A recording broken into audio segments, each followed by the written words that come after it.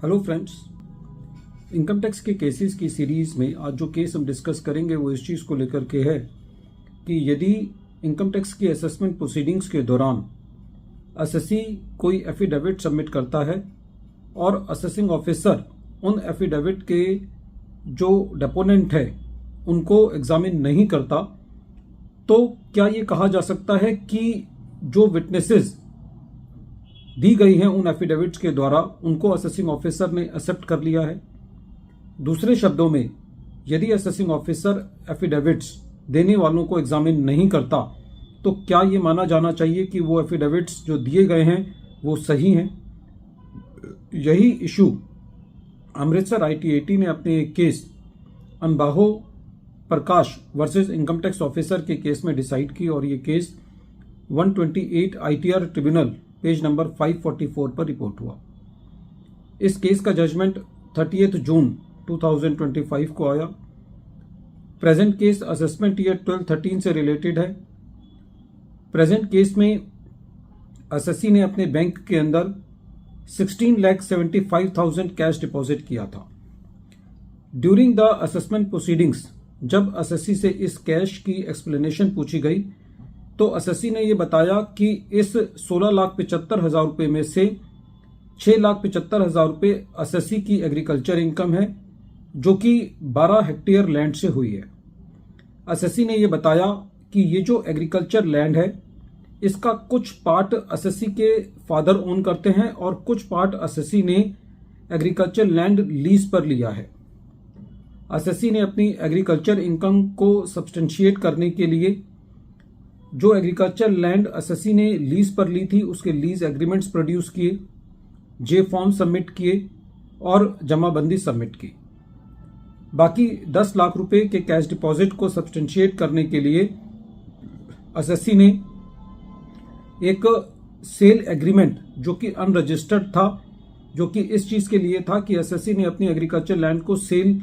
करने के लिए कोई एग्रीमेंट किया है और उसकी अवज में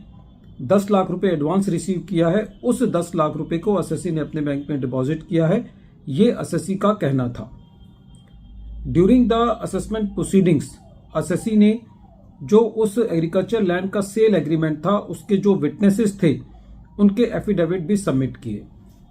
लेकिन असेसिंग ऑफिसर का ये कहना था कि क्योंकि ये एग्रीमेंट टू सेल रजिस्टर्ड नहीं है इसलिए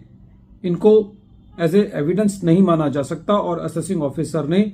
बिना लीज एग्रीमेंट को चैलेंज किए हुए बिना और जो असेसी ने एग्रीकल्चर इनकम के लिए जमाबंदी और फॉर्म जे फाइल किए थे उनको गलत साबित किए बिना असेसी का एडिशन किया। जब ये मैटर CIT अपील के पास था तो CIT अपील ने भी असेसिंग ऑफिसर के ऑर्डर को अपील रखा।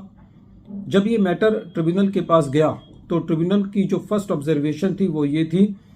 कि जो इंडियन रजिस्ट्रेशन एक्ट 1908 है उसके अंदर कहीं पे भी ये बात नहीं लिखी गई है कि जो एग्रीमेंट टू सेल है एग्रीकल्चर लैंड के लिए वो रजिस्टर होना चाहिए। ट्रिब्यूनल ने ये कहा कि रजिस्ट्रेशन की रिक्वायरमेंट या तो ट्रांसफर के वक्त होती है या लीज और मॉर्गेज ऑफ इमूवेबल प्रॉपर्टी के लिए होती है। ट्रिब्यूनल का यह भी कहना था कि प्रेजेंट केस के अंदर यदि एफिडेविट के विटनेसेस को एग्जामिन नहीं किया जाता तो ये माना जाएगा कि असेसिंग ऑफिसर ने उसको एक्सेप्ट कर लिया है। ट्रिब्यूनल का ये कहना था क्योंकि प्रेजेंट केस में असेसिंग ऑफिसर ने एग्रीकल्चर इनकम के लिए जो सबूत दिए गए, लीज एग्रीमेंट या जे फॉर्म या जमाबंदी, उसके बारे में कोई भी कमेंट नहीं किया और उनको गलत साबित नहीं किया, तो ऐसे केस में जब असेसी की कोई और इनकम नहीं है तो ये नहीं कहा जा सकता कि असेसी ने जो 16,75,000 रुपये जो अपने बैंक पे जमा किए हैं वो अपने अनएक्सप्लेन्ड सोर्सेज से किए हैं। फ्रेंड्स, इस केस को जो डिस्कस करने का जो मेन कारण है वो ये है कि कई बार ऐसी सिचुएशन हो सकती है कि असेसी के पास किसी एविडेंस के लिए बहुत स्ट्रांग एविडेंस ना हो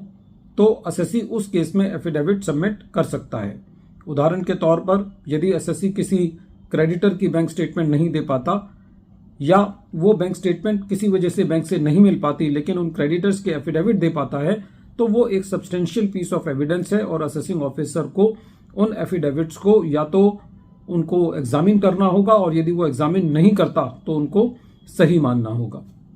वीडियो के अंत में एक बार फिर मैं केस का नाम रिपीट कर रहा हूं। केस का नाम है अम्बाहो प्रकाश वर्सेस इनकम टैक्स ऑफिसर और ये case 128 ITR tribunal page number 544 पर रिपोर्ट हुआ और इस केस का जजमेंट 30 जून 2025 को आया। Thank you friends.